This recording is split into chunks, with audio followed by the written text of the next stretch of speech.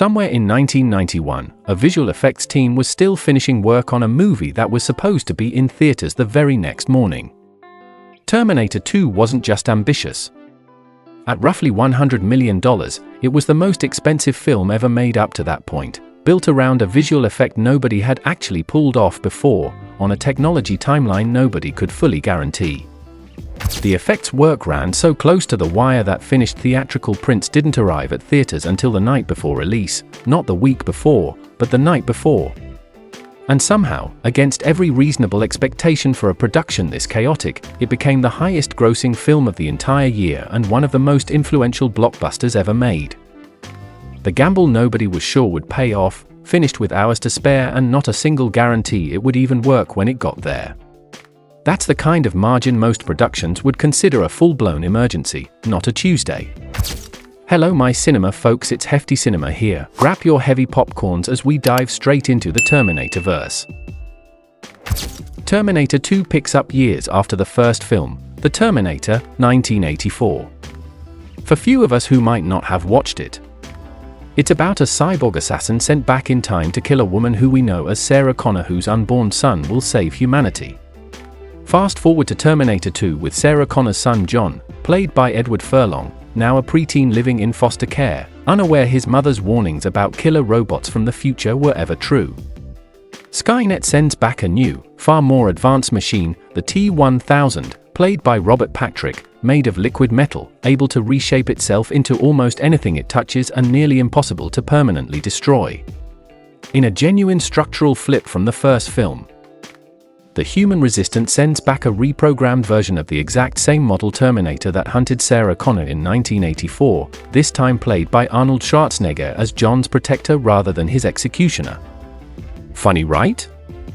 The entire back half of the movie is essentially one long chase, with a machine built to look human trying to save a machine's intended human target from a machine built to look like anything at all.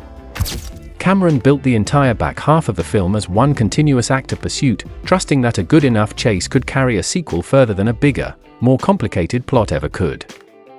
A sequel to The Terminator stalled for years after the 1984 original became a hit, mostly because of genuine animosity between Cameron and Schwarzenegger on one side and Hemdale Film Corporation, which partially owned the rights. On the other hand, Cameron and Schwarzenegger also weren't convinced the special effects technology of the era could actually pull off what they wanted to attempt with a fully liquid, shape-shifting villain. That changed in 1990, when Carolco Pictures acquired the rights from Hemdale and production started almost immediately, with Cameron co-writing the script alongside William Wisher. The two of them reportedly stayed in close, constant contact with Industrial Light and Magic throughout the writing process, specifically to confirm whether their most ambitious ideas were even technically achievable before committing them to the page. Only once the technology genuinely caught up to the ambition did anyone seriously commit real money to making it. Patience turned out to matter more than momentum, at least in this one specific case. The budget ballooned during production, starting somewhere around $70 million and eventually climbing past $100 million, depending on which figure you trust, making it comfortably the most expensive film Hollywood had ever produced at that point. For comparison, the original Terminator had been made for roughly $6.4 million, meaning the sequel cost somewhere in the neighborhood of 15 times more than the film that launched the franchise in the first place. Principal photography ran from October 1990 through March 1991, largely in and around Los Angeles, on a shooting schedule of about 186 days. That kind of budget escalation on a sequel to a modestly budgeted original is exactly the sort of bet that ends careers when it doesn't work out. And everyone involved knew it going in. Nobody greenlights that kind of overrun without believing the finished film would be worth defending afterward, whatever the final number turned out to be. The reason for all that money and all that risk was one specific creative demand, a villain made of liquid metal that could take the shape of anything it touched. Industrial Light and Magic delivered visual effects breakthroughs that had genuinely never been achieved before, including the first use of natural human motion applied to a fully computer-generated character, and the first blockbuster villain to be partially rendered in CGI as a main character rather than a background element. Stan Winston's practical effects team, who'd also worked on the original film, built the physical side of the illusion, including a clever hybrid trick for the T-1000's bullet wounds, actual remote-controlled squids that physically opened on Robert Patrick's suit. with the closing, self-healing motion added afterward through computer animation layered directly on top of the practical effect. Nothing about that combination had been attempted at this scale in a mainstream studio film before, which is exactly why nobody could fully guarantee it would work until it already had. All of that technical ambition came with a genuinely brutal cost: time. The visual effects work took so long to finalize that finished theatrical prints weren't delivered to theaters until the night before the film's July 3, 1991 release, timed deliberately for the 4th of July holiday weekend. That's not a metaphor for a tight schedule. That's the literal, physical film reels arriving at projection booths with less than 24 hours to spare before opening day. A miscalculation anywhere in that final stretch, a hard drive failure, a shipping delay, a single blown deadline at ILM, and one of the most expensive films ever made could have opened to empty screens instead of a finished movie. For a while, genuinely nobody involved knew for certain that it wouldn't. That's the part of this story that rarely makes it into the highlight reel, buried entirely underneath how smoothly the finished film plays today. Everyone involved was betting an enormous amount of money on a finish line they could not actually see clearly until they were already standing on top of it. Schwarzenegger's casting carries its own quiet reversal. In the original film, he played the unstoppable villain hunting Sarah Connor. Here, he plays the exact same model of machine, reprogrammed into John Connor's protector, effectively asking audiences to root for the very thing that terrified them 7 years earlier. He was reportedly paid around $15 million for the role, with one account claiming part of that compensation arrived in the form of a private jet, which is either the most 1991 sentence ever written or simply how movie stars occasionally got paid before everyone's accountant got more careful. Robert Patrick, playing the T-1000, was a comparatively unknown actor stepping directly opposite one of the biggest stars alive. And Linda Hamilton's committed physical transformation into a hardened, weapons-trained survivalist earned genuine awards attention for a performance in an action sequel, which was still a fairly rare thing for the genre at the time. Every one of those choices, the reversal, the unknown opposite him, the physically transformed lead, added risk to a production that already had more than enough of it. Terminator 2 opened in the United States on July 3, 1991 through TriStar Pictures, timed specifically to capture the 4th of July holiday crowd. Given how close the effects work had cut it to the release date, the marketing campaign had to sell audiences on scale and spectacle without being able to show off every single finished sequence until remarkably late in the process. That gamble paid off immediately.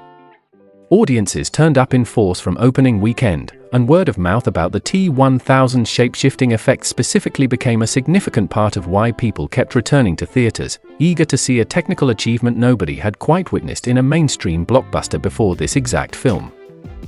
A slower rollout or a single delayed print shipment could have blunted that opening weekend momentum before word of mouth ever had the chance to build. Instead, the finished prints arrived just in time, and the holiday weekend timing turned into one of the smartest release decisions of the entire year. Terminator 2 went on to gross somewhere between $519 and $521 million worldwide, making it the highest-grossing film of 1991 anywhere on the planet, against that roughly $100 million budget. It also won 4 Academy Awards, all in technical categories: sound editing, sound mixing, makeup, and visual effects, formal industry recognition for exactly the gamble that nearly didn't make it to screens in time.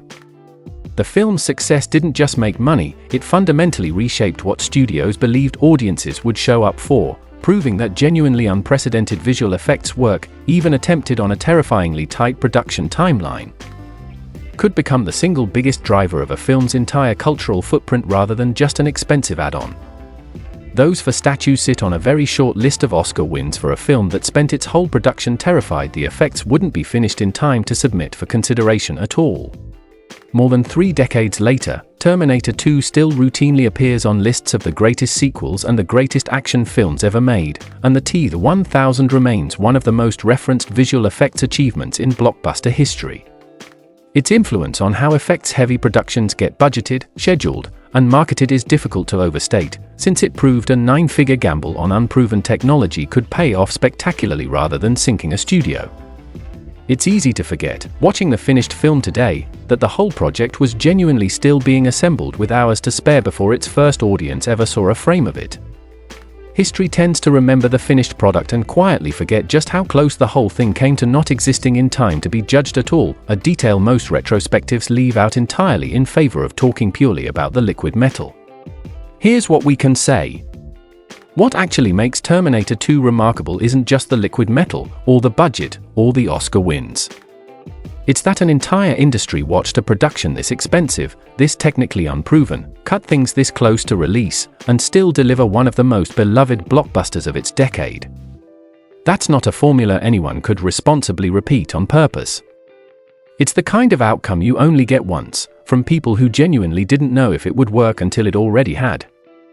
And whatever you make of the finished film, it earned the right to feel inevitable by nearly not existing at all. That's all for today, folks. If you enjoyed the video, don't forget to hit the like and subscribe to stay updated on all my content. And if you have any other suggestions, feel free to leave them in the comments. As always, it's been a pleasure. Thanks for stopping by.